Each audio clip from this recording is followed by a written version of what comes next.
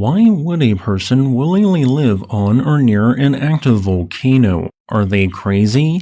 I have deeply discussed or at least mentioned hundreds of active world volcanoes, and what I just described is one of the most common questions people in my audience have posted.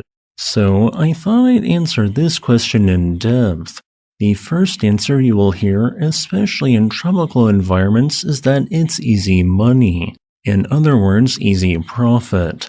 To explain what they mean by this, let's head to the nation which consistently has more actively erupting volcanoes than any other country on Earth, Indonesia. While Indonesia is truly a large country, it is a bit smaller than you might think, as it consists of more than 17,000 islands spread across a region the length of 3,200 miles from east to west. As a result, its entire landmass is only slightly larger than that of Sudan, but smaller than Mexico, ranking 14th in terms of the total area countries have. And yet, Indonesia ranks 4th in terms of world population, with an estimated population in 2026 of 288 million people. 158 million of this total, which is greater than the entire population of Russia, live on the island of Java, despite its landmass being 123 times smaller than that of Russia. And it isn't a coincidence that the majority of Indonesians live on this single island that is the most volcanically active in the country.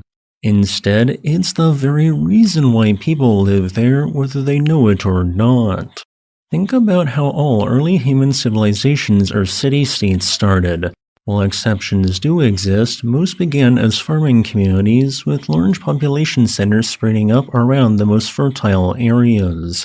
And despite the level of destruction volcanoes can bring, their same eruptive deposits, primarily ash, bring rich amounts of nutrients into the soil that plants and thus crops need to thrive.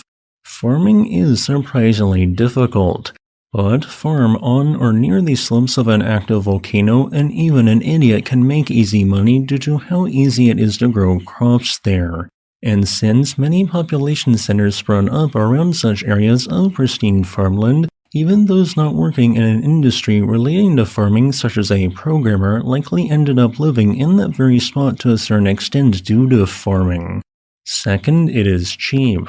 Or at least often cheaper than living in other areas further away from a volcano. We all know how expensive it is to buy a home these days, and how the cost of a house or renting an apartment has generally increased in price far faster than the average increase in a person's salary. Thus, initial structures are built on the most desirable land until often people get priced out of being able to afford housing there. In such a scenario, buying land in a high volcanic risk area to then have a house built might seem highly appealing, especially because the perceived risk would drive down land prices, possibly to affordable levels. In other words, to these people, the ability to actually own a home and build wealth and a family outweighs any high volcanic risk. Third, sometimes people just simply enjoy living in a particular area regardless of if there is a long-term volcanic risk associated with it or not. I recently spent several days in Pozzuoli, Italy, a city famously in the middle of the Campi Flegrei volcano, which surrounds the city in two large calderas.